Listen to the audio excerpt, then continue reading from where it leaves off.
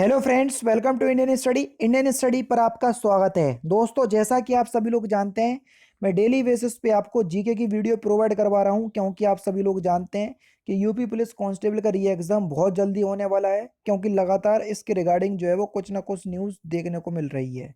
तो आप यकीन मानो, अगर आप जुलाई में ना मान रहे हो तो अगस्त में तो इसको मान के ही चलो कि इसका एग्ज़ाम अगस्त में बिल्कुल संपन्न हो जाएगा।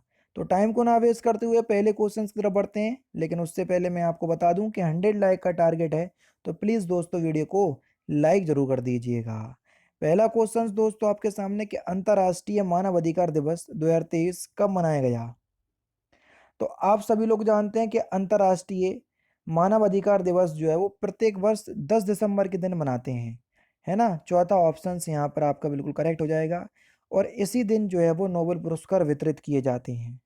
नेक्स्ट क्वेश्चंस के चर्चा में रहा हनुक्का त्योहार का संबंध किससे है, यह आपसे पूछा गया है। हनुक्का त्योहार,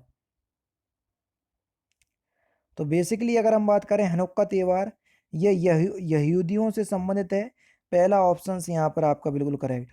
7 दिसंबर से 15 दिसंबर 2023 तक हनुक्का जिसे आमतौर पर यहूदी क्रिसमस के रूप में मनाया जाता है या जाना जाता है, विश्व स्तर पर इस त्योहार को जो है वो मनाया जाता है।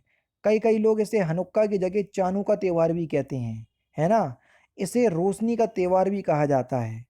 नेक्स्ट क्वेश्चंस के मंगल ग्रह पर मार्स रोवर मिशन की कमान संभालने वाली पहली भारतीय महिला कौन सी हैं। तो पहली भारतीय महिला कौन सी हैं? डॉक्टर अक्षता कृष्णमूर्ति, यानी कि चौथा ऑप्शन से यहाँ पर आपका बिल्कुल क्या हो जाएगा सर, करेक्ट हो जाएगा। ऑपरेशन बाइसन का संबंध किससे है? ऑपरेशन बाइसन, तो ऑपरेशन बाइसन का संबंध जो है वो लद्दाख से है। 1 नवंबर 2023 को द्रास के पास जोजिला युद्ध स्मारक पर मनाए जाने वाला जोजिला दिवस 1948 में ऑपरेशन बाइसन के दौरान भारतीय सैनिकों के वीरतापूर्वक कार्यों कार्यों के लिए एक श्रद्धांजलि है ना। जो कि जोजिला दर्रा लद्दाख का प्रवेश द्वार भी है। तो दूसरा ऑप्शन बिल्कुल करेक्ट। इनकोर कप का संबंध किससे है? इनकोर कप, इनकोर अगर इसको इंग्लिश में लिखेंगे ENCORE, इसका फुल फॉर्म भी होता है enabling communication on real time environment, है ना। तो इसका जो संबंध है वो किससे है? निर्वाचन आयोग से। चौथा ऑप्शन से यहाँ पर आपका बिल्कुल करेक्ट हो जाएगा। नेक्स्ट क्वेश्चन वही है, जीआई टैग प्राप्त बेरीनाग चाय का संबंध किस राज्य से है? जल्दी से बताओ, बेरीनाग चाय तो किस राज्य से है ये? असम राज्य, सॉरी, उत्तराखंड राज्य से है। दूसरा ऑप्शन यहाँ पर आपका बिल्कुल क्या हो जाएगा सर, करेक्ट हो जाएगा। नेक्स्ट क्वेश्चंस के मानव ने कृषि एवं पशुपालन कार्य करना सीखा किस काल में? कृषि एवं पशुपालन कार्य किस काल में सीखा? तो सही आंसर हो जाएगा नवपाषाण काल में।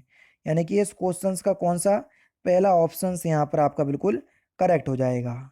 निम्नलिखित में से हड़प्पा सभ्यता का स्थल जहां से गेहूं की खेती किए जाने का स्पष्ट प्रमाण मिला, लेकिन यह उत्तर हड़प्पा कालीन है।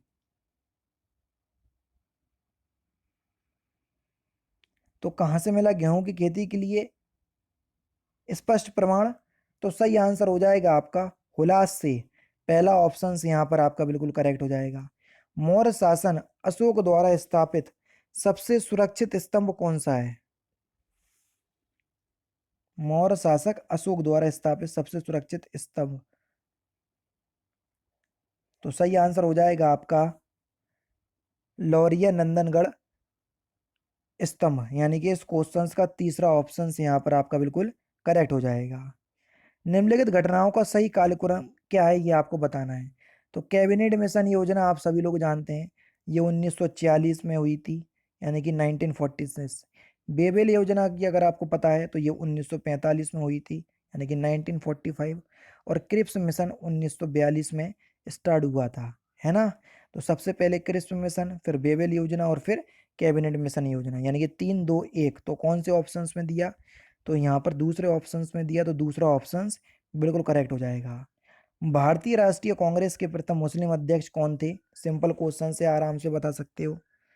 आपको पता है कि भारतीय राष्ट्रीय कांग्रेस के प्रथम मुस्लिम अध्यक्ष जो थे वो थे आपके बदरुद्दीन तैयब जी। यानी कि इस क्वेश्चन का पहला ऑप्शन यहाँ पर आपका बिल्कुल क्या हो जाएगा सर?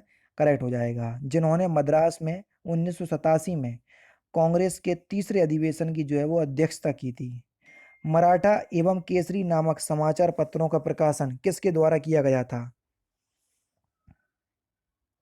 तो किसके द्वारा किया गया था ये? बाल गंगाधर तिलक के द्वारा। दूसरा ऑप्शन से यहाँ पर आपका बिल्कुल करेक्ट हो जाएगा। भोजन तैयार करने के लिए हरे पौधे निम्नलिखित में से किसका उपयोग करते हैं? जल्दी से बताएं। भोजन तैयार करने के लिए तो आप सभी लोग जानते हैं कि कार्बन डाइऑक्साइड, पानी, खनिज और सूर्य का प्रकाश। यानी कि इस क्वेश्चन का दूसरा ऑप्शन से यहाँ पर आपका बिल्कुल क्या हो जाएगा सर? करेक्ट हो जाएगा। प्रकाश संश्लेषण की वह क्रिया है जिसके द्वारा पौधे जो है वो अपना भोजन तैयार करते हैं, और ये प्रकाश संश्लेषण की क्रिया में होने वाले सारे महत्वपूर्ण कारक हैं। दूसरा ऑप्शन से यहाँ पर आपका बिल्कुल करेक्ट हो जाएगा। पित्त रस का भंडारण पित्ताशय नामक एक थैली में होता है जो उसके फिलिंदा ब्लैंक्स कहलाने वाले स्राव के अंग के पास स्थित होता है।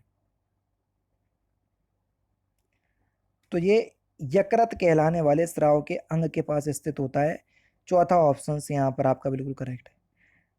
कार्बोहाइड्रेट, प्रोटीन और वसा का पाचन फिल इन द ब्लैंक्स क्रिया से पूरा होता है। किस क्रिया से? तो सही आंसर हो जाएगा आपका आंतरस की क्रिया से पूरा होता है। पहला ऑप्शन करेक्ट। श्रव्य ध्वनि तरंग की आवृत्ति कितनी होती है? पता होगा आपको, कई बार बताया है।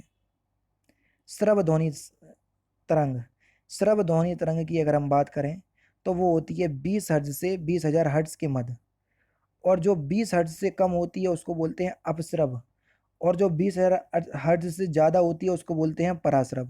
तो तीनों बता दिए क्योंकि तीनों ही एग्जाम में पूछे जाते हैं। श्वसन निम्नलिखित में से कौन सी अभिक्रिया है?